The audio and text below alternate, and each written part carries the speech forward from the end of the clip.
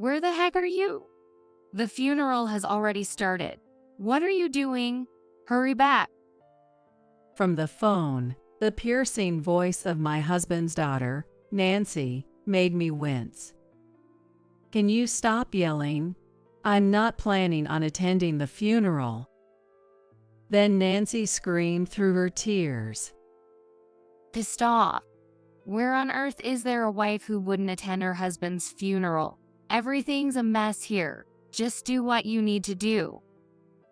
For the past 8 years, I have been despised by my husband, stepdaughter, and grandchild.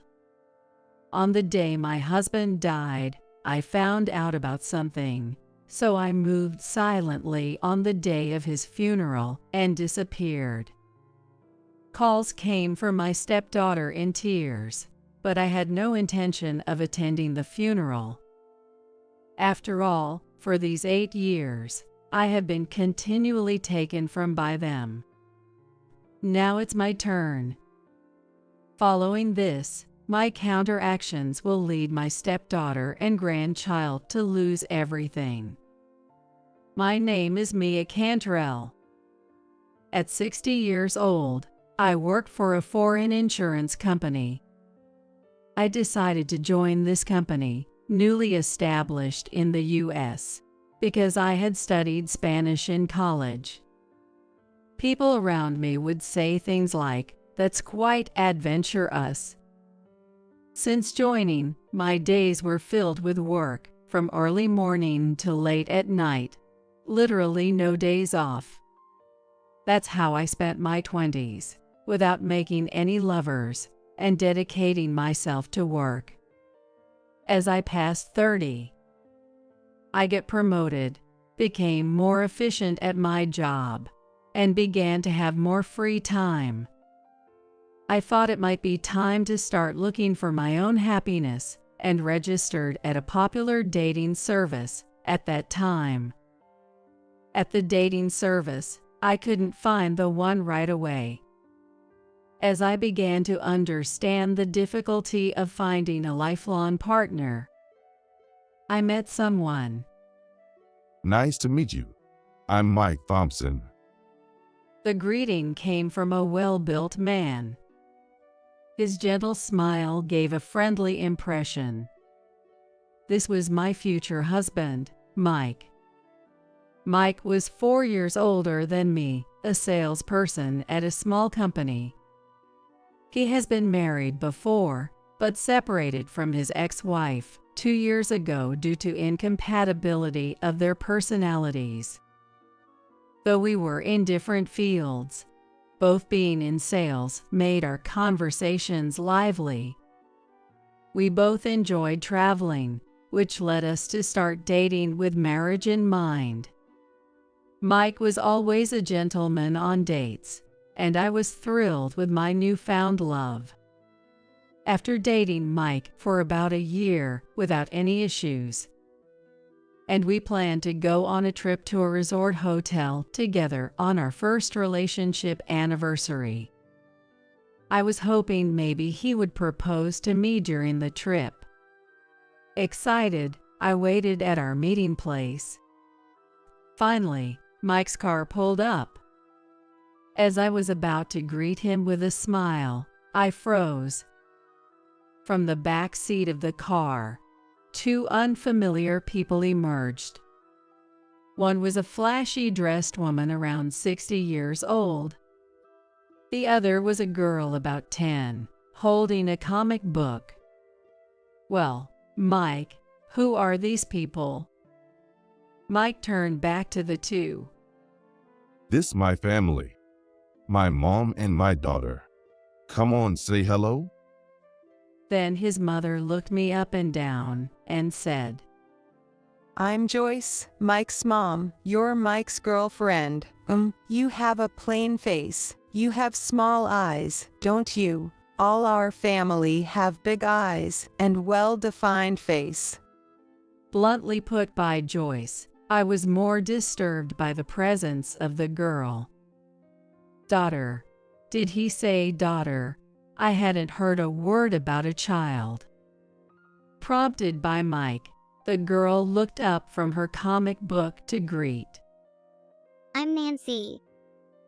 And with that, she dove back into the book. Mike, well, what's going on? I don't understand any of this. Confused, I spoke to Mike, who nonchalantly explained. When I said I was going on a trip, they both wanted to come along too. It's fine, right? Let's all enjoy it. That wasn't the answer I was looking for. Eventually, still bewildered, I got into the car, as Mike urged. Mike, you have a daughter. In the car, trying to be as polite as possible, I asked that, and Mike replied, Didn't I mention it? I took in my daughter from my previous marriage. Then Joyce chimed in. But I'm mostly the one raising her. I'm happy to think I'm finally being freed from this role. I looked up and said, but Mike told me. Get along with Nancy and my mom. Come on, try talking to them. Tentatively, I turned to the back seat and spoke to them. I'm Mia Cantrell, dating Mike. Nice to meet you. Then Joyce said, Well, I've heard most of it, so no need for introductions. I said to Nancy, Nancy, nice to meet you. Nancy just responded with a yeah and went back to her book. Amidst the awkward atmosphere, Mike and his mother started talking about some neighbors I didn't know. I was still completely confused. Mike had a child, and he had taken her in without telling me, but who brings their family on a romantic trip without saying anything? What is going to happen on this trip? When we arrived at the hotel, the rooms were divided between Mike and me, and his mother and Nancy. The moment we were alone, I blurted out to Mike, Mike, what is this? You have a daughter, and you never mentioned it, not once in a year of dating. Mike looked bewildered. Did I forget to mention it? Well, it's no big deal. I swallowed my words and said, And what about bringing your family on our trip without asking me? Mike still looked puzzled. What's wrong with that? We're going to be family. So it's fine, right? No, this conversation isn't going anywhere. I felt dizzy. Mike quickly left to go to the pool, leaving me flustered. Eventually, when it was time for dinner, naturally, Joyce and Nancy were there. The meal was luxurious, but I could hardly swallow. Suddenly, the lights in the dining room dimmed, and sparkly music started to play. Wondering what was happening, staff approached with a cake and a bouquet of bright red roses, handing the bouquet to Mike. Could it be? Mia, I love you. Let's get married. Mike said this with a self-satisfied expression on his face. All eyes around us were fixed on our table, waiting for me to say yes. How many people in the world could respond with no? Give me a moment to think, when faced with such an extravagant proposal. I replied with a trembling voice, Yes, I'd love to. Then the surrounding guests burst into applause and excitement. Congratulations!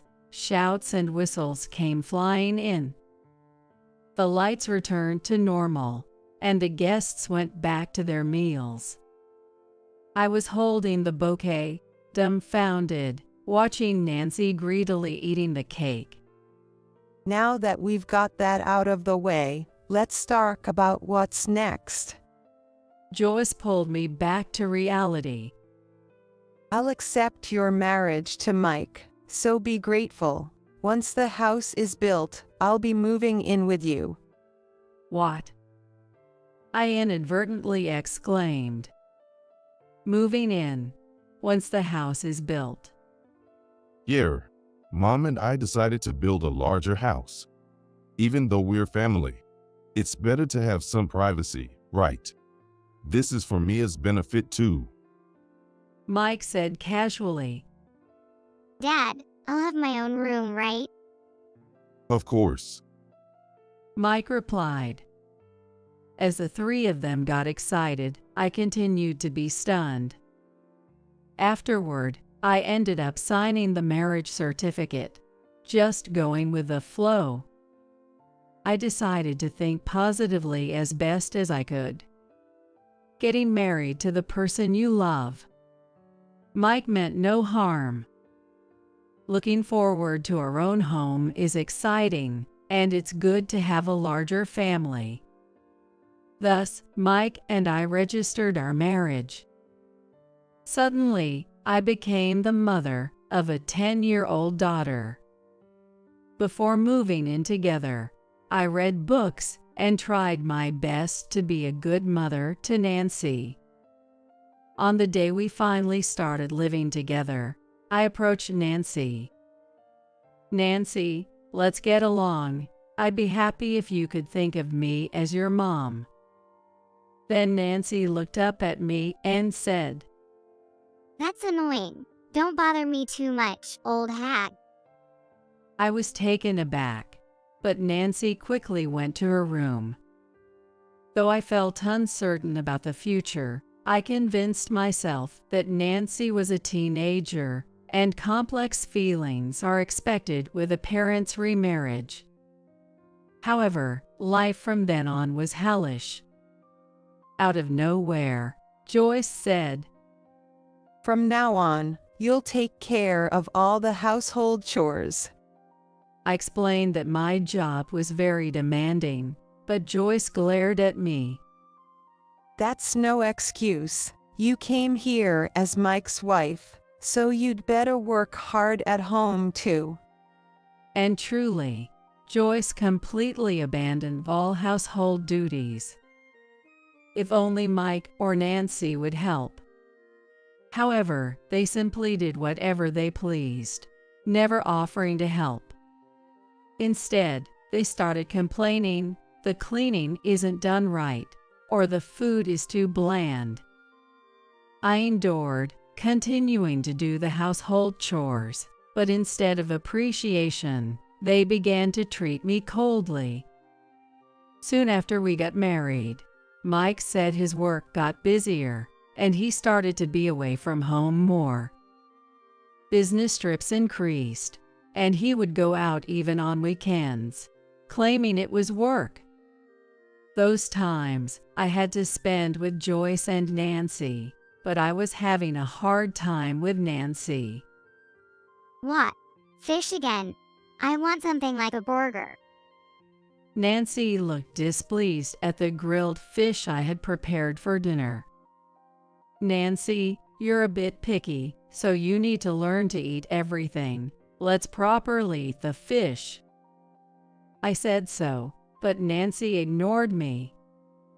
Joyce spoils Nancy like that, giving her treats. When going back to her room, Nancy snapped at me. You're so annoying, old hag. Don't lecture me. I had been struggling with how to interact with Nancy.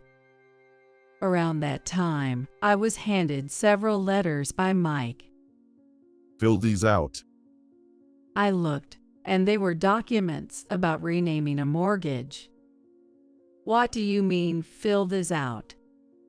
As I was confused, Mike explained. I took it out in my name initially. But the repayments are tough. Mia, you are making more at a major company, so you pay it. I'll cover all the living expenses.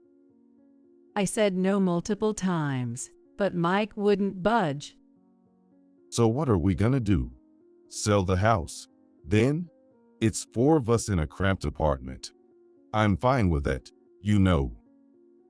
After being told this over and over, I finally agreed to change the house into my name and make the repayments on the condition that Mike pays all the living expenses. However, Joyce and Nancy, who knew nothing of this, continued to torment me, especially as Nancy, now deep into her teens, became incredibly confrontational. But I became her mother. After all, I kept enduring. After 8 years of this life, Nancy graduated high school, got a job, and moved out. I was briefly relieved. But then Joyce was found to have a malignant tumor and was hospitalized. Things progressed quickly after that. Joyce weakened rapidly and passed away within a year. Mike, at least, seemed affected by his mother's death, crying his eyes out. When I thought of what my mother-in-law had done to me, I did not truly grieve, but I carried out her funeral solemnly. I hadn't seen Nancy in a long time at Joyce's funeral, and she seemed somewhat plumper overall. She lived alone, and I wondered if she had a poor diet, but on the night of the funeral, she told us something shocking. I'm pregnant, not sure who the father is. So, I'm moving back home to raise the child. What? My eyes widened. Looking at Mike, he seemed just as shocked. No wonder, Nancy was not even 20 yet. Yet, she seems to intend to give birth to a baby whose father is unknown. I expected Mike to scold her, but my expectations were betrayed. If that's the case, you should come back home. I'd be happy to live with you and my grandchild. Thanks, Dad. Nancy seemed pleased. I felt dizzy. Just when I thought life with Joyce was over, Nancy was coming back. Please look after me again, old hag. Nancy patted her stomach and smirked. After that, Nancy really did come back home, and as expected, started bossing me around again. Then, a few months later, she gave birth. The baby was a boy, whom Nancy named Sky. Babies are indeed adorable. I hadn't had one myself, but felt the urge to hold him. Nancy, won't you let me hold Sky? No, I don't want an unrelated stranger to hold my baby. Next to me, standing there, only Mike happily held Sky. After Nancy came home from the hospital, the care of Sky was mostly left to me. Changing diapers, making formula, and dealing with his nighttime crying all fell to me. Nancy would pick up Sky and spoil him, but when it came to actual care, she did nothing. Yet, I did everything I could for Sky's growth. I bought books on baby food and fed him persistently, and I paid for all the diapers. Just when Sky was starting to say mommy, Sky reached out to me, trying to call out, "Hi, Sky, I'm your grandma." When I tried to teach him that, Nancy snatched him away and corrected him. No, Sky, she's the old hag. Nancy, who neither worked nor properly took care of her child, just stayed at home. Yet, I couldn't be strict with Nancy, who still had a small child. Before I knew it, 8 years had passed since Nancy returned. As usual, Mike was often away from home and indifferent to me. When he did come home, he would complain about the taste of the food or how the ironing was done.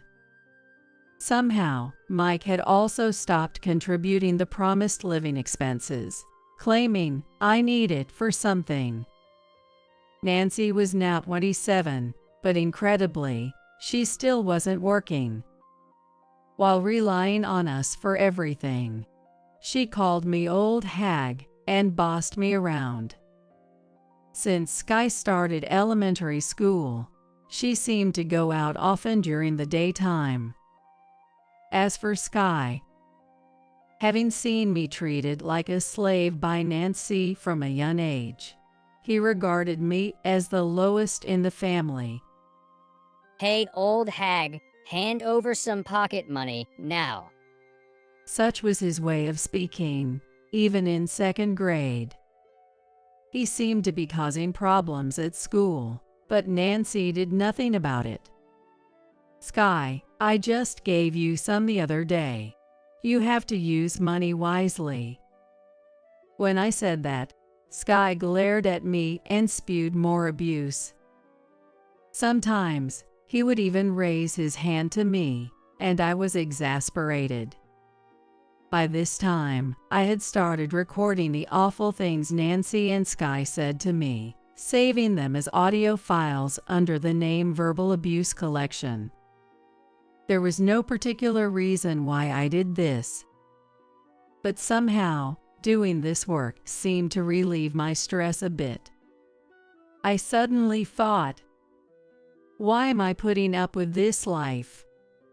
It was just because I had agreed to marry Mike. That was all, and it was me who had agreed to marry him. With this resignation and sense of duty, I continued this life. Hated and blamed by the entire family for 8 years, my self-esteem was completely low. At some point, I even started to think I deserved this treatment. Then one day, something happened. I received a call from the police station on my cell phone. Is this Mia Cantrell's phone? It's about your husband, Mike. It was the news that Mike had died in a traffic accident. Apparently, he had mismanaged the steering and fell off a cliff while heading to a resort town not far away. When I arrived at the hospital and confirmed the identity, it was indeed Mike. While I watched Nancy cry her eyes out, I still couldn't feel the reality.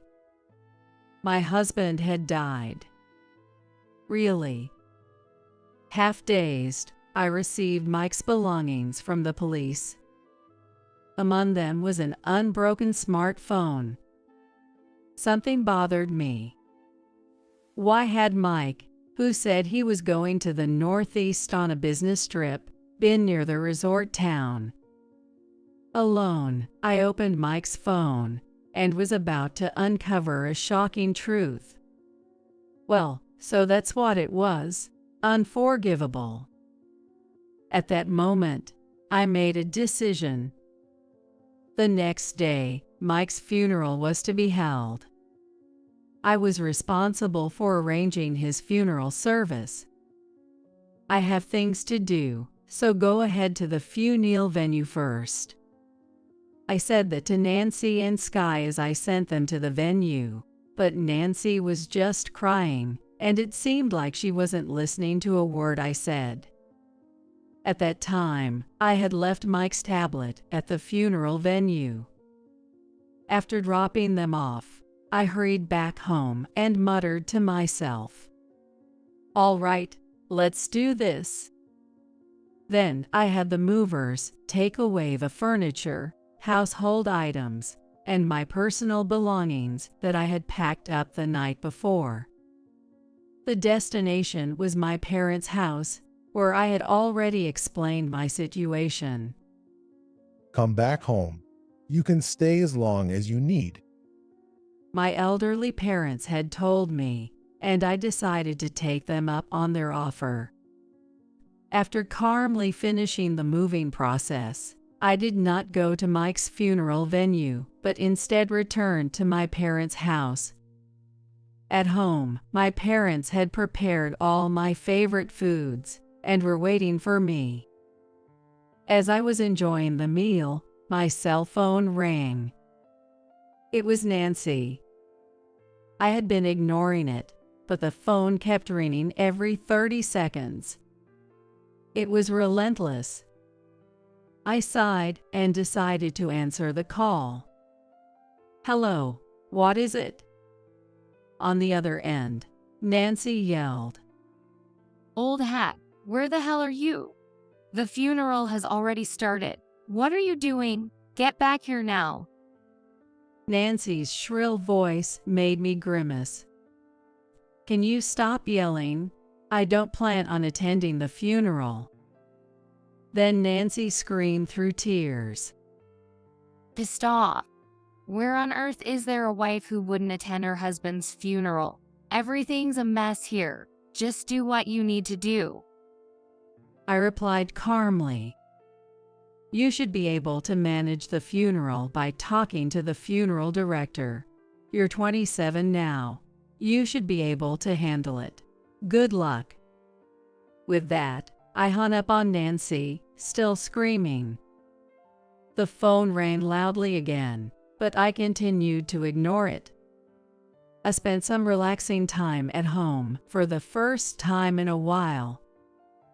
As the time the funeral was probably ending approached, I took a shower, dried my hair, and saw over 200 missed calls on my cell phone. Most were from Nancy, but the latest missed call was from an unknown number. I decided to call it back. "Hello, is this Mia?" It was Mike's brother, Ken, whom I had met a few times before. He was currently the leader of Mike's relatives. "It's been a while, Ken." As I responded, Ken, with a voice mixed with anger and confusion, said, "Mia, where are you? Why aren't you at Mike's funeral?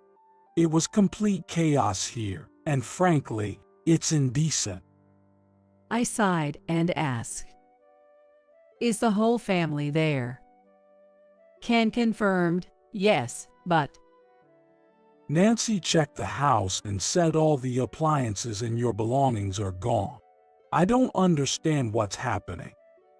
I simply answered, "Yes, I moved out during the funeral." Ken exclaimed, "What?" And I could hear the murmurs of the family in the background. What are you thinking?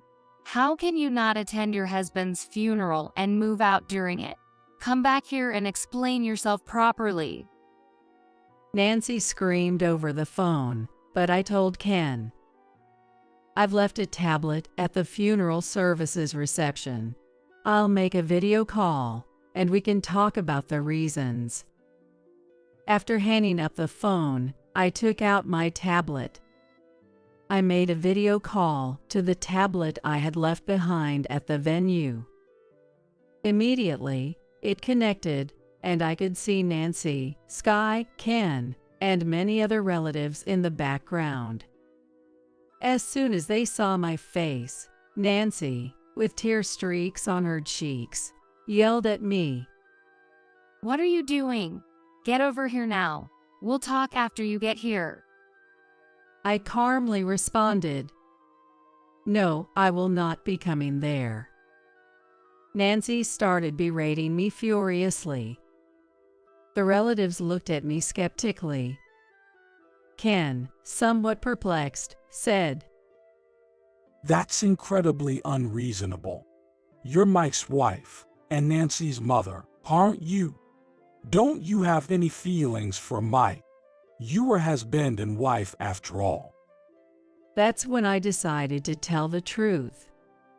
Of course, I was shocked when Mike died, and I intended to hold the funeral properly, but that intention disappeared quickly. "Why?" Ken asked, bewildered. "Ken, everyone, please listen to this first." I then took out Mike's cell phone from his belongings and played a voicemail. Hey Mike, where are you? You're already late. We agreed to have a romantic getaway at a fancy hotel today. Everyone on the tablet gasped. I continued to play the voicemail. Why aren't you picking up your phone? Did your wife find out? You told me I love you more than that ugly woman. You liar. I paused to play back. The relatives in the background were murmuring loudly. As you heard, Mike was on his way to a cheating trip when he had the accident. There were also quite a few couple photos in his phone that I can't show here. I told everyone, still in shock, on the screen. Moreover, Mike hated me. He didn't contribute to the living expenses and only complained when he was home. And to find out he was cheating, it would be absurd to still have feelings for him. Ken muttered, shaken. Mike did. That is. How could he? That's awful. I wouldn't want to attend my husband's funeral either. A female relative shouted from the background. Then Nancy, in a panic, argued. Even if Dad was cheating, you should at least attend the funeral. It's your fault for not being attractive enough to keep him. That's when Sky chimed in. Old hag, where did you put the TV? I can't play my games. The relatives looked on, appalled, seemingly unaware of Nancy and Sky's indifference. Ken was holding his head. Yes, even if I had grown tired of Mike's cheating, I might have attended the funeral if I still cared for Nancy and Sky. But you can hear from their words now, can't you? I've been oppressed at home all this time. Nancy gasped. The relatives looked at her and Sky with disdain. That's when I played my edited verbal abuse collection. Don't wash your stuff with mine. Your germs are going to get on me. Seriously, it's disgusting. Sky's voice was also on the recording. Old hag, didn't I tell you not to give me carrots? Are you senile? Go buy me juice. You're useless. Nancy and Sky's abuses continued to play. The relatives' expressions turned grimmer. Hey, stop it. Recording us is sneaky. Nancy yelled, but I continued playing without expression. Sky looked bewildered, not fully grasping the situation. As you can see, it may have been unreasonable for me not to attend the funeral, and I apologize if I caused any inconvenience. But as you heard, this is how Nancy has been treating me. Sky has also been influenced by her and treats me like a slave. I paused for a moment and then stated, I have no more feelings for Mike or for them. That's why I didn't attend the funeral and why I moved out. You bastard. Nancy started to yell at me, but Ken quickly interjected. Mia, I'm sorry for Nancy's behavior. I apologize on behalf of Mike as well. You don't have to come to the funeral. They've done enough to deserve this. I appreciate your understanding, I responded, and the relatives nodded somberly. I'll also scold Nancy and Sky on this side. Thank you for enduring and staying as part of their family for so long. Ken said, bowing to me. I bowed back and then ended the call on the tablet. I slept well that night. I don't know how the funeral ended after that. 2 days later, Ken contacted me again to apologize. Despite holding the funeral service, it was a mess. Nancy and Sky kept blaming you, and the relatives have completely disowned them now. I hope you stay well and find happiness. Mia. After ending the call with Ken, I returned to my daily life. However, a week after Mike's funeral, as I was leaving work and stepped outside the building, there were Nancy and Sky. I was furious, and Nancy dragged me to a cafe. "I don't want anything to do with you anymore, but do you need something?" I asked, and Nancy said, "I don't want to see your face either, but you wouldn't answer your phone, so I had no choice. Tell me where Dad's inheritance is now." "Inheritance," I murmured, and Nancy became enraged. "There has to be Dad's bank account with money in it. I only found $1,000 in cash at home. You must have taken out my dad's money." I calmly told her that was all there was to Mike's inheritance. "What?" Nancy froze, and I explained. He couldn't save any money, and towards the end, I was the one paying the living expenses. Also, it seems he was quite generous to his mistress. Nancy's face grew paler by the second. "What? So you're serious? There's really not even $1,000 left from Dad's inheritance. What am I supposed to do? How am I supposed to live, especially with Sky here?" I flashed a grin and said, "Just work.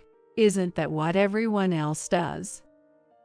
Nancy fell silent for a moment, but then burst out. "That's right. What about the insurance money? You work at an insurance company, and Dad must have had life insurance, right? When do we get that money?" After sipping my coffee, I told her. He always found signing up for insurance too troublesome and did nothing about it. The only policy was one I took out on him. "How much will that be?" Nancy yelled, so I replied, "Well, at least $500,000 will be coming." Nancy's face lit up, but I immediately added, "Well, since I'm both the policy holder and the beneficiary, it really doesn't concern you." Stunned, Nancy blurted out, "What? Are you saying we don't get a penny?" "Yes, that's right." As I spoke, Nancy shouted, "Then you need to continue taking care of us. You're my mother and Sky's grandmother, right?" I calmly stated, "I've already filed to end our family ties. You and I are now strangers. I never legally adopted you, nor do I have any obligation to support you." Nancy persisted. "Don't you care about Sky at all? If I'm struggling, Sky will too." Sky was playing a game next to us during this conversation. Seeing that, I sighed. "So you should work to prevent struggling. That's what a mother does, right?" I did. When Nancy turned pale and was at a loss for words, I asked, "By the way, have you spent any of Mike's savings?" She answered, "Of course, I needed it for living expenses." I chuckled. "Too bad for you. Mike had debts, you know, about $60,000, I think. Since you've touched the inheritance, you've inherited the debt too. I, on the other hand, have renounced my inheritance." Seeing the color drain from Nancy's face, I showed her the collection emails on his phone. As Nancy trembled, I continued, "Oh right, about the house. Since I've been paying the mortgage, and it's in my name, I've decided to sell it. You need to move out soon, okay?" Then Nancy screamed, "Are you taking the house from us?" "Yes, I am." I looked at her seriously. As Nancy's face rapidly changed colors, she suddenly bowed deeply across the table. Mia, I apologize for everything up to now. I'm sorry for what Dad did too. So please come back home. Otherwise, we're doomed. As I remained silent, Nancy pleaded with tears. Please, Mom, don't abandon us. I smiled at them one last time and said, I will never forget how terribly you've treated me. Now you two should enjoy your lives together. And with a final act of kindness, I paid for our drinks at the cafe and left. Afterward, Nancy desperately searched for any other assets Mike might have left, but of course, there were none. Nancy ended up bearing Mike's debts, and she and Sky went around to relatives begging, please lend us money, let us stay with you. However, having seen their true colors at Mike's funeral, the relatives refused, saying, we want nothing to do with you. Without anyone's help, they were left with nothing but debts. I issued an eviction order to them without mercy. Of course, Nancy resisted, but I conveyed through my lawyer, if you refuse to leave, are you prepared to cover the costs of a lawsuit? Thus, Nancy and Sky reluctantly left the house. Eventually, they moved into an almost dilapidated apartment. Unable to survive on Mike's inheritance alone, Nancy had to start working. However, due to her personality, she quickly caused trouble at work and seemed to have quit. Now, Nancy is reportedly working multiple part-time jobs day and night. As for Sky, the change in environment made him even more rebellious, hurling insults at Nancy, who had always been close to him, and sometimes even becoming violent. Currently, he calls her an old hag, which she has to accept as a result of her own actions. I hope Nancy will face the hardships of life in society from now on. And I hope she can raise Sky a bit better, although it might be too late. For my part, the sale of the house and Mike's life insurance payout have considerably boosted my finances. I identified Mike's affair partner and claimed compensation. The affair partner managed to come up with the money by selling the luxury items Mike had given her.